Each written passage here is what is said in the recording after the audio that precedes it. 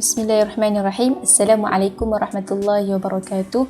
Allahumma salli ala Sayyidina Muhammad wa ala ali Sayyidina Muhammad. Saya Nur Hafizah binti Abdul Ghani, nombor matrik I191035510.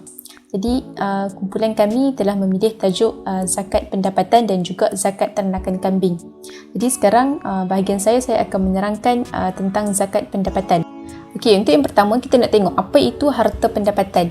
Harta pendapatan adalah sesuatu harta yang kita peroleh ataupun upah ataupun boleh dipanggil imbuhan daripada apa yang kita sumbangkan. Mungkin kita sumbangkan daripada segi idea ataupun daripada segi tenaga fizikal. Tak kisahlah sama ada benda tu upah itu kita mendapat secara sekaligus ataupun secara tetap, secara bulanan dan juga secara tahunan ataupun harian.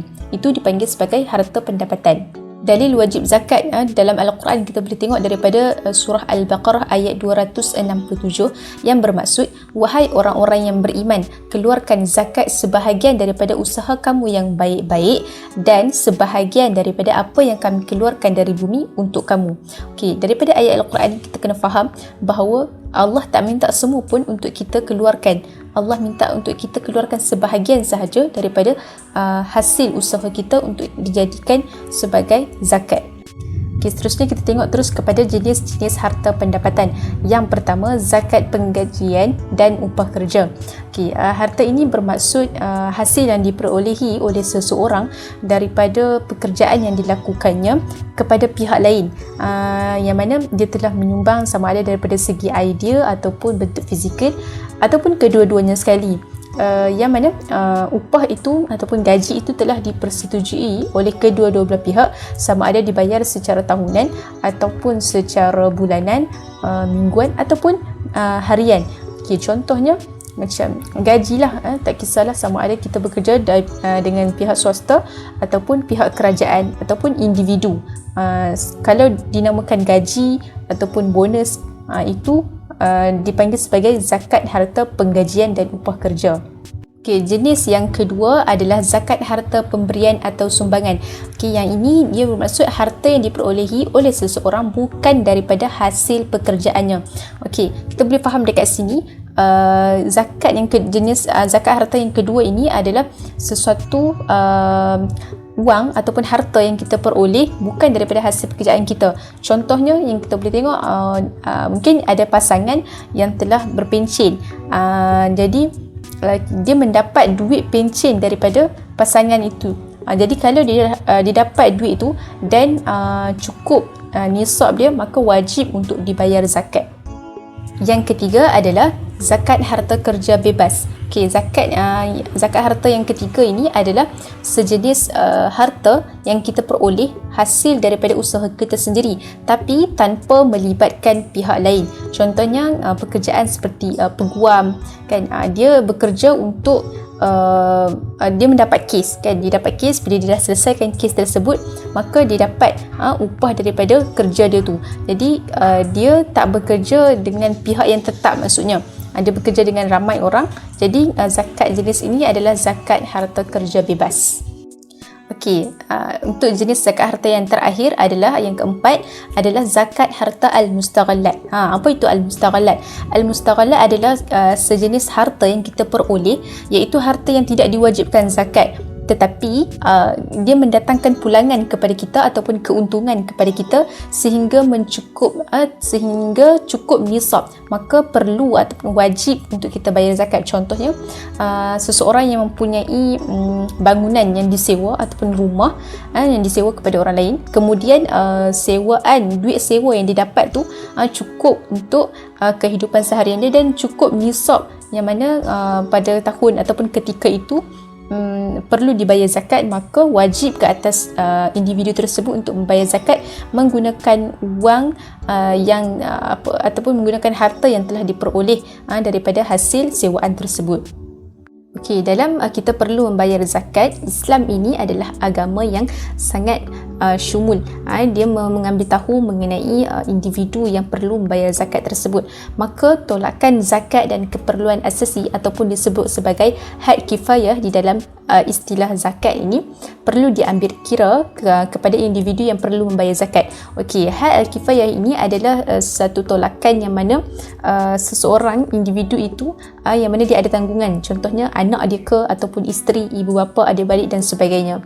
Jadi apa yang perlu diambil kira adalah seperti perlindungan, makanan harian ataupun pakaian dan sebagainya, yang mana ia merupakan keperluan asas pada ketika itu, maka boleh ditolak daripada sebahagian daripada zakat yang perlu dibayar. Jadi itu sahaja penerangan mengenai zakat pendapatan daripada saya. Wallahu alam. Seterusnya saya serahkan kepada sahabat saya yang seterusnya. Bismillahirrahmanirrahim. Assalamualaikum warahmatullahi wabarakatuh. Okay, seterusnya saya akan menunjukkan berkenaan pengiraan zakat pendapatan. Okey, contoh situasi adalah di mana Ahmad merupakan seorang penjawat awam yang di mana mempunyai gaji sebanyak RM5,000 sebulan. Seterusnya saya akan teruskan dengan pengiraan kaedah yang pertama lah. Okey, kaedah utama ni adalah pengiraan zakat pendapatan, iaitu tanpa tolakan had kifayah lah, nilai kifayah. Okey, tadi Ahmad mempunyai RM5,000 sebagai gaji bulanannya. Jadinya kita akan darab dengan 12 bulan, iaitu setahun Ahmad bekerja. Jadinya akan dapati gajinya sebanyak RM60,000 setahun. Jadi nilai itu kita akan darab dengan 2.5% dan akan dapat 1,500. 1,500 ni akan menjadi harga ataupun nilai sebanyak setahun lah, yang dikira bagi kaedah pertama ni lah. Jadi Ahmad akan bayar 1,500 setahun, insyaAllah. Seterusnya kaedah yang kedua adalah hasil kiraan tolakan daripada had kifayah lah. Okey, yang di mana untuk kaedah yang kedua ni mempunyai 4 cara lah. Okay, yang pertama, kita akan tambah nilai-nilai yang seperti yang macam untuk diri sendiri, kegunaan diri sendiri, ataupun yang dah berkeluarga boleh kira komitmen untuk nafkah isteri pula. Okay, contoh yang saya dapat boleh saya tunjukkan, iaitu 3,000 mewakili dirinya, 2,000 mewakili isterinya. Jadi total 5,000.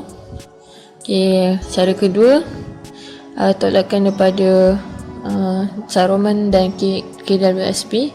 KWSP 3,000, 2,000 adalah kecaroman, jadi 5,000. Seterusnya kita tambah nilai kedua-dua itu, 5,000 tambah 5,000 akan menjadi 10,000.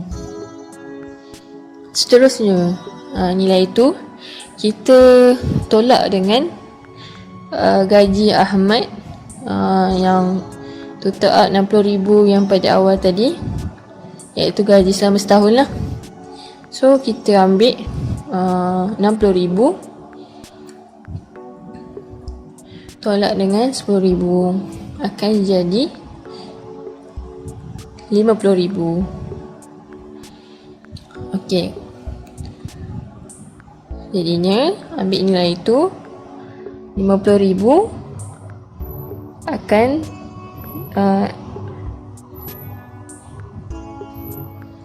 akan darab dengan 2.5%, akan dapati nilai yang 1250 setahun. Okey, ini adalah nilai bagi kaedah yang kedua. Bismillahirrahmanirrahim. Assalamualaikum warahmatullahi wabarakatuh. Saya Nur Afifah binti Muhammad Nur, nombor matrik I1830334. Pada bahagian saya akan menerangkan mengenai zakat ternakan kambing. Semua binatang ternakan diciptakan oleh Allah Subhanahu Wa Taala adalah untuk kepentingan manusia. Ia digunakan adalah untuk ditungganginya sebagai kenderaan, dimakan dagingnya, diminum susunya dan diambil bulu serta kulitnya.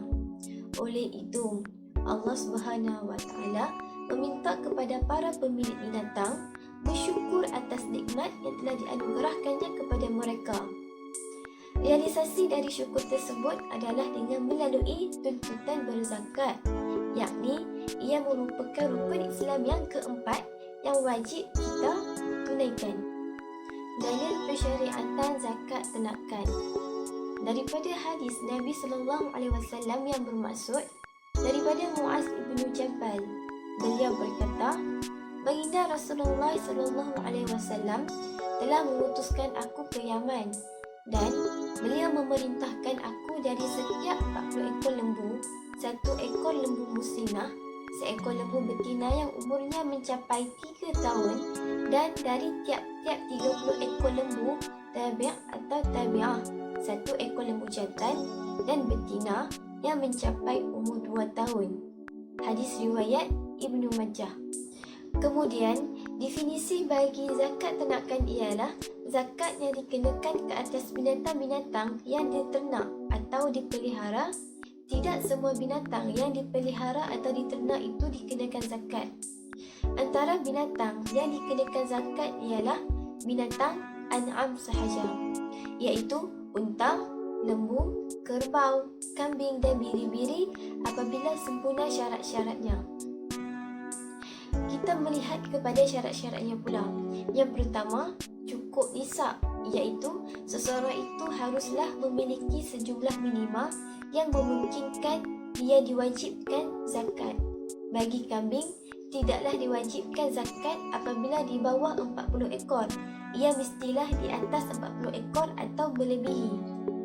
Yang kedua, cukup haul, iaitu genap peredaran masa setahun binatang itu dimiliki atau dibelanya. Bagi anak binatang yang lahir dalam waktu pertengahan haul, tidak diwajibkan zakat, namun boleh dikira sekali bagi mencukupkan nisab binatang-binatang ternakan yang sudah matang. Perkara ini merupakan pandangan oleh Abu Hanifah, Al-Syafi'i dan lain-lain, seperti mana yang telah dinukilkan oleh Dr. Yusuf Al-Qaradawi dalam fiqh zakat. Syarat yang ketiga, dipelihara. Ia bermaksud ia diuruskan sepanjang tahun untuk memperolehi susu, dibiakkan atau diperolehi dagingnya. Binatang-binatang ternakan juga perlu disaimah. Artinya, binatang-binatang itu dipelihara di padang ternakan bebas bagi kebanyakan hari dalam tempoh setahun. Yang dimaksudkan padang rumput yang mubah adalah padang rumput yang tumbuh dengan sendirinya dan bukan dari hasil usaha manusia. Dan yang keempat, tidak dipekerjakan. Binatang ternakan yang digunakan untuk bekerja seperti membajak tanah dan mengambil air untuk menyirami tanaman itu tidak ubah seperti alat-alat yang digunakan untuk mengerjakan tanah tersebut. Dan hasilnya yang berupa tanaman dan buah-buahanlah yang sepatutnya wajib dikeluarkan zakatnya. Antara kaedah pengeluaran zakat kambing ialah yang pertama, setiap pertambahan 100 ekor, zakatnya ditambahkan kepada 1 ekor kambing 2 tahun dan seterusnya. Yang kedua, jika semua kambing yang sampai nisab itu jantan, maka harus dikeluarkan yang jantan sebagai zakat. Tetapi apabila ada di antaranya yang betina, hendaklah sebahagian dari zakat yang dikeluarkan itu adalah betina. Yang ketiga, jika bercampur kambing dan biri-biri serta beberapa jenisnya, maka apabila cukup nisab, bolehlah dikeluarkan zakat mengikut pilihan tuannya, sama ada kambing, biri-biri atau ia juga boleh digantikan dengan nilai harga bagi ternakan berkenaan untuk dikeluarkan zakat. Secara kesimpulannya, bagi menunjukkan kesyukuran atas nikmat yang telah diberikan, wajarlah dikeluarkan zakat oleh penternaknya. Pengeluaran zakat ternakan akan membawa kepada keberkatan dan pertumbuhan ekonomi ummah. Setakat itu daripada saya. Wallahu alam. Assalamualaikum warahmatullahi wabarakatuh. Okay, Assalamualaikum warahmatullahi wabarakatuh. Saya Muhammad Nur Amin bin Muhammad Nasir. Saya ingin menerangkan tentang zakat ternakan kambing. Zakat ternakan lebih kepada zakat dalam usaha untuk usaha membiakkan, dan zakat ini syarat utamanya ialah apabila dia sudah cukup haul atau haul ni maksudnya tempoh atau umur kambing dan cukup nisbah bilangan kambing tu untuk kita keluarkan zakat lah. Kena faham betul-betul lah untuk berkaitan dengan cara nisbah dia ni. Okey, maka kalau kambing kita ada 200 ekor termasuk anak-anak kambing yang belum cukup umur, 200 tu masih tak cukup lagi untuk kita cukupkan haul. Kita kena identify kambing yang dah cukup umur. Bila dah cukup umur baru kita boleh masukkan kiraan kambing untuk dizakatkan. So nisbah zakat kambing ialah seperti 40 ekor cukup umur 1 ekor kambing. Kalau 80 ekor 2 kambing, 20 pula. Kalau 120 kita akan dapat 3 ekor kambing. Dan bila 200 kita boleh dapat 4 ekor kambing untuk dizakatkan. Setiap seekor berikut 100 ekor kambing. Dan sebenarnya adalah untuk kambing yang dibiarkan secara gembala, di mana makanan utamanya adalah rumput dan dedaunan dan tumbuh bebas di bumi ini. Okey, itu je lah. Sekian, terima kasih.